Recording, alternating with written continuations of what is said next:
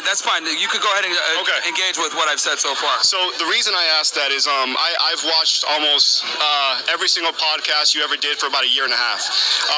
So much so that I bought into a lot of the things that you said. And for about 2 years, it led me astray and significantly damaged my personal life, including relationships. How did it lead you astray? Well, you told me to go sleep with a bunch of women and date multiple women at the same time, which I did. And it significantly damaged my life. And it wasn't until I actually turned around and started listening to Jesus Christ that I was saved. Now I'm happily married. I have one child now with another one on the way, and I've never felt happier. But I felt... Congratulations, that's good. That's really good. Thank you. And I know you're not against that, but my concern is what you're saying to men leads them astray, because I'm a walking example of it. And I think you're significantly damaging people, and especially you're leading people away from morality. Women are not sex objects. Women are created in the image of God, and they are valuable. And they should be treated as such. Why should God give you one of his children if you don't even know how to treat them? So I think... So a question for you. You said you got out there dating and meeting women and stuff like that. And then you said that it kind of hurt you. Yeah. How did it hurt you specifically? Did you like just start... What happened specifically? Well, I started warring against my own flesh. It's like trying to fill an empty void. Mm-hmm. There's a God-shaped vacuum in the heart of every man that can only be filled by God alone. Anything else you try to fill with that's not going to satisfy it. Sure. And I tried to do it with sex. Yeah. So, would it be fair? How'd you meet your wife?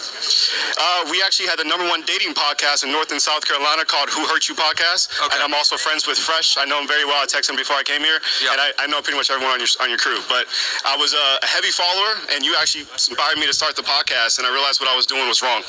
Yeah, so would it be fair to say that when you went through that experience, you were able to identify characteristics that you probably found as unredeemable and you probably wouldn't want to commit to, right? In what way? Well, when you were seeing these women, right, you probably started seeing patterns in how they behave, how they speak, or whatever. Maybe they're not qualified to be a wife. Because the thing is, right? Well, I don't need that. I have the Bible for that. It tells me what to look for. Yeah, but the thing is that you were able, and again, you're probably not going to notice it, but when you dated and dealt with all these women, you probably were able to identify characteristics that you were not fond of, or characteristics that would make a woman not a good candidate for a long-term relationship. And I think half the game is figuring out which girls don't qualify for marriage versus which ones that do. And clearly you learned a skill set on how to become attractive and get women, and then you're able to identify the things that you like versus the things that you don't like.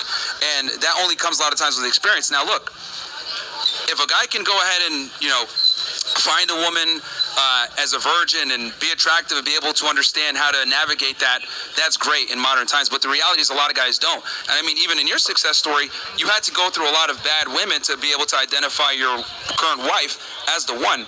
So failures are good. They're good.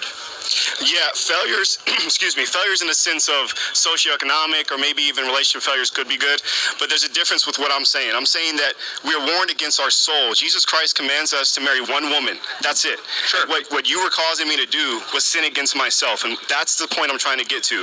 It's a moral... Yeah, I mean, you got to take personal responsibility, bro, because here's the reality. No, I do, 100%. Yeah, so... Very publicly, I have in front of over 40,000 people, I've done that. Yeah.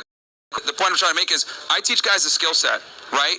If I give you a gun and you shoot yourself in the foot, is that my fault? If I taught you how to properly use it, how to disarm it,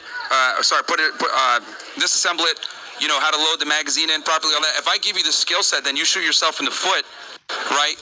Is that really my fault? No, I just arm you with the skill set. Then you choose what you want to do with it. Now, obviously, you wanted to go toward a sex escapade, which is, I guess, fine. But the reality is I armed you with the tools to become an attractive guy, and you utilize that. You can't come back and get mad. No, you didn't arm me with that. I became attractive when I followed Jesus. That was it. Oh, okay. Now it's changing the story. No, I'm not changing any story. It's one thing to be attractive in the sense of gaining sexual partners, but it's a completely different thing to be attractive to someone that wants to marry you and spend their life with you and have kids with you. Those are two completely different sexual attractions. If I walk in here looking like Thor, I'm 6'2" and shredded, obviously I'm going to be attractive to women, but it doesn't mean that that's a relationship that produces value for me and my family. And again, everyone is different, right? For you, it took some time, and you found God, and you shifted. But the reality is, I gave you the skill set, and then you choose what you want to do. That's up to you, and you made that decision, not me. I just taught Exactly. It's on me 100%. I'm not placing blame on you, but what I'm from someone. Another thing too that you got to understand. Speak to people and tell them to do these things. Here's the other thing too. Like, Brandon, with 2020, you went through it, you experienced it. A lot need to get their hand burned sometimes to figure out how things work. Because let's be honest, men are very stubborn. Why do they need to do that? If they find a God-fearing woman, they wouldn't do the stuff you're talking about. Well, they